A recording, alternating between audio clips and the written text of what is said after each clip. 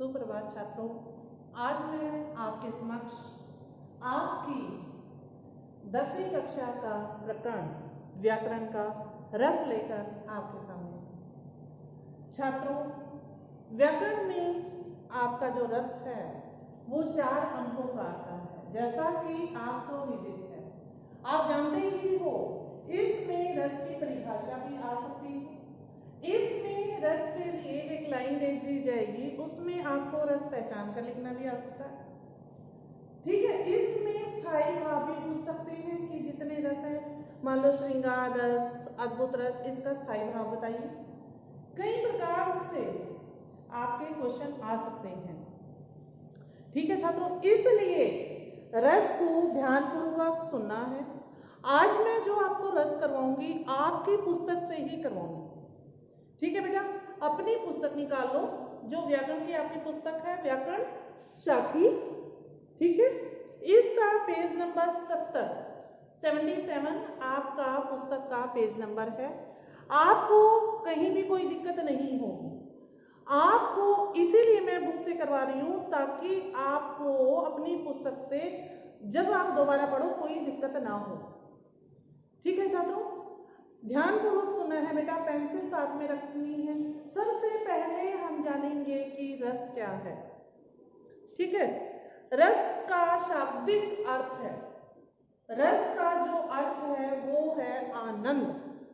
रस का जो अर्थ है, रस का अर्थ है आनंद।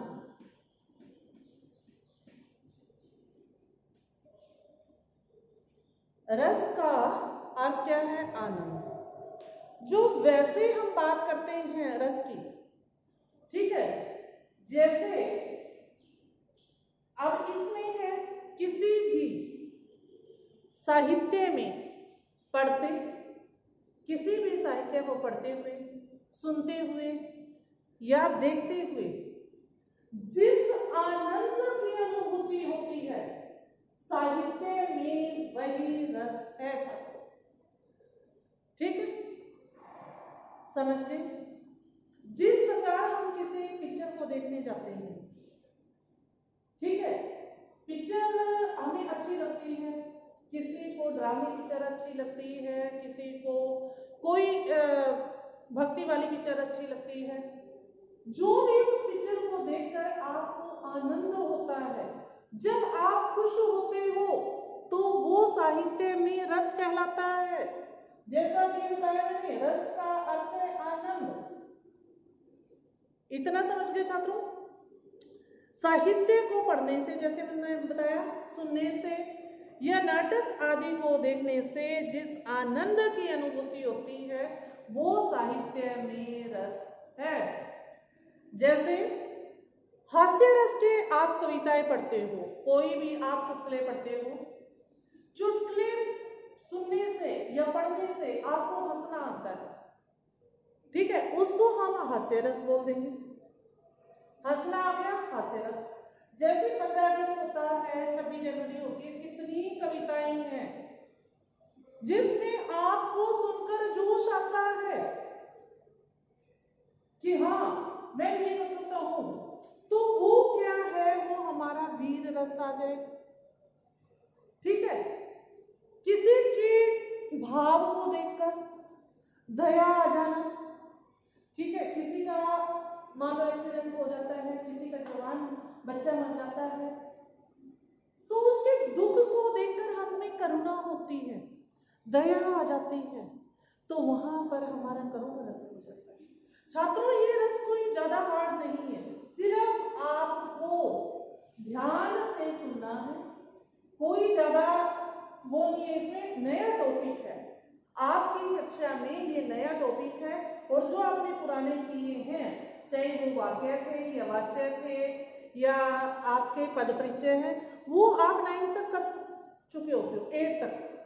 ठीक है, और 10th में ये रस है, ये ना तो 6 से 9 तक आता है, ये नया है बेटा। इसके लिए आपको प्रैक्टिस ज्यादा करनी पड़ेगी। अगर आप प्रैक्टिस नहीं करोगे तो फिर रस को समझना बड़ा मुश्किल हो जाएगा। और 4 नंबर का, जैसे मैंने बताया, बजाय आपका रस आता है, फिर आपके 4 नंबर कट जाएंगे। ठीक है, इसके लिए आपको ध्यानपूर्वक सुनना है और जो पुस्तक में आपका अभ्यास है उसको जितना करोगे, क्योंकि काफी सारा है, उससे अपने आप बेटा पता चल जाएगा। और कई प्रकार का अभ्यास दिया है आपको पुस्तक में, ऑप्शन वाले भी दिए हैं, लिखने वाले भी दिए हैं, सोच कर समझने वाले भी दिए हैं, जिससे आप कोई गलती ना कर पाओ। ठीक है, पुस्तक आपके लिए बहुत अच्छी है, रस को आपको समझना है। अब हम करेंगे कि रस के, सबसे पहले तो आपको रस की परिभाषा हो गई क्लियर। अब हम करेंगे रस के अंग या भाव कितने होते हैं। रस के अंग या भाव कितने होते हैं। रस कितने प्रकार कर सकते हैं, जैसे स्थायी भाव, ठीक है छात्रों। उसके बाद विभाव जो सेकंड में दिखाया, तीसरा है अनुभाव और चौथा है छात्रों स्थायी भाव। जैसा कि स्थायी भाव, विभाव, अनुभाव और संचारी भाव, ये आपके 4 भाव हैं, इनके आपको नाम याद होना चाहिए। ठीक है, अब हम चलेंगे सबसे पहले स्थायी भाव कि स्थायी भाव होते क्या है। इसको छात्रों ध्यान पूर्वक आप सुनोगे। ठीक है, हाँ छात्रों, जैसा मैंने आपको बताया स्थायी भाव क्या है और इनके भेद कितने हैं। स्थायी भाव वो होते हैं जो हमारे हृदय में, जो हमारे दिल में स्थायी रूप से यानी परमानेंट रूप से होते हैं, उनको हम स्थायी भाव कहते हैं। और ये स्थायी भाव क्या होते हैं, अनुकूल अवसर पाते ही जागृत हो जाते हैं, उजागर हो जाते हैं, उन्हें स्थायी भाव कहते हैं। ठीक है छात्रों, अब दोबारा से सुनो। स्थायी भाव हमारे हृदय में ही होते हैं और ये अनुकूल अवसर पाकर जागृत हो जाते हैं। ठीक है, ये स्थायी भाव होते हैं। इनकी संख्या 9 है, 9 है। अब इनकी संख्या के बारे में जानेंगे जो 9 है, और वो कौन से हैं स्थायी भाव जो हमारे हृदय में ही विराजमान होते हैं, हमारे दिल में ही समाये हुए होते हैं। देखिए रति, ठीक है, इसका आगे मैं एक्सप्लेन करूंगी रति क्या होता है। दूसरा हास, हास्य जो है। तीसरा है शोक, ये हमारे अंदर ही होते हैं। चौथा है क्रोध, पांचवा है उत्साह, छठा है भय, सातवां है घृणा, आठवां है विस्मय या आश्चर्य और 9वां है निर्वेद या वैराग्य। ये छात्रों रेखांकित कर लो, ये आपको याद करने हैं। जो स्थायी भाव है इनकी संख्या 9 है और इनके नाम आपके याद होने चाहिए। ठीक है, ये भी आपको करना है। अब हम एक एक इनके जो स्थायी भाव हैं, ठीक है, ये आपने जाने। इससे आगे हम जानेंगे कि इनका जो स्थायी भाव है, इनका संबंध एक रस से होता है। इनका संबंध एक रस से होता है। वो रस कौन सा है, 1 नंबर का आपका ये आता है। जैसे रति, रति का रस कौन सा होगा, हास का क्या होगा। अब हम इसके बारे में वो पढ़ेंगे। ठीक है, आपको सिर्फ ध्यानपूर्वक सुनना है, बुक का आपको सहारा। छात्रों, जैसे मैंने आपको बताया कि प्रत्येक स्थायी रस का संबंध एक रस से होता है। अब हम जानेंगे कि वो रस कौन सा है।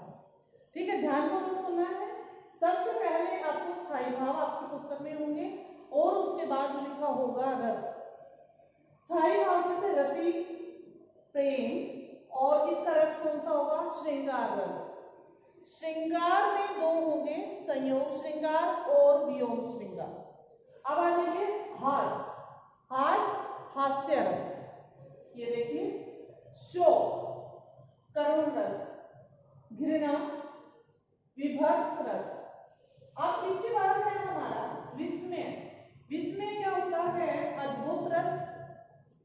ठीक है, निर्वेद शांत रस, क्रोध रौद्र रस, उत्साह वीर रस, भय भयानक रस।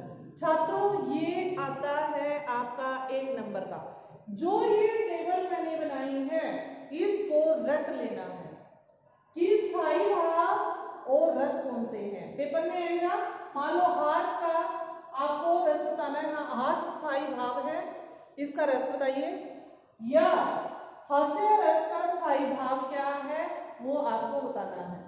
किसी भी प्रकार से आ सकता है, आपको ये टेबल अच्छे से आ जानी चाहिए बेटा। उसके बाद हम आगे करते हैं। अब तक आपने क्या सीखा, रस किसे कहते हैं, ठीक है, कि साहित्य में रस क्या होता है, रस कितने प्रकार के हैं, रस के अंग कौन से हैं और रस के भेद कितने हैं। ठीक है छात्रों, अब हम एक एक रस के बारे में वर्णन करेंगे जो आपको ध्यानपूर्वक सुनना है। ठीक है, हाँ छात्रों, अब हम करेंगे विभाव। सबसे पहला था हमारा स्थायी भाव जो हमने जाना। अब हम करेंगे विभाव। विभाव क्या होता है, विभाव के कितने भेद होते हैं।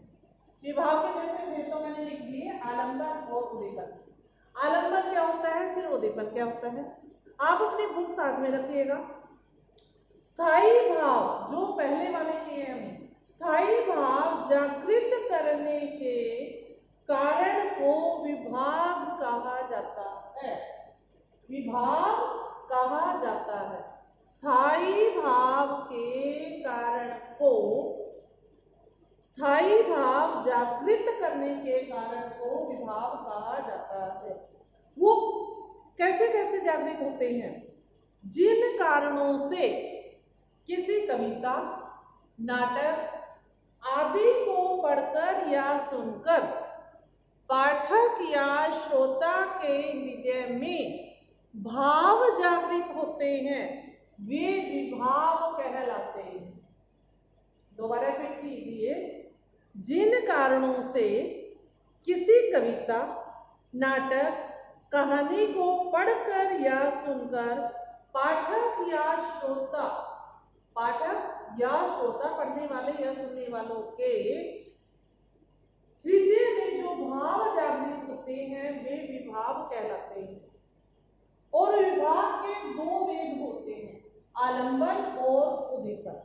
अब आलंबन क्या है, जिस व्यक्ति या वस्तु के कारण, जिस व्यक्ति या वस्तु के कारण मन में कोई स्थायी भाव जागृत हो जाए, वह व्यक्ति या वस्तु उस भाव का आलंबन विभाव कहलाता है, आलंबन विभाव कहलाता है।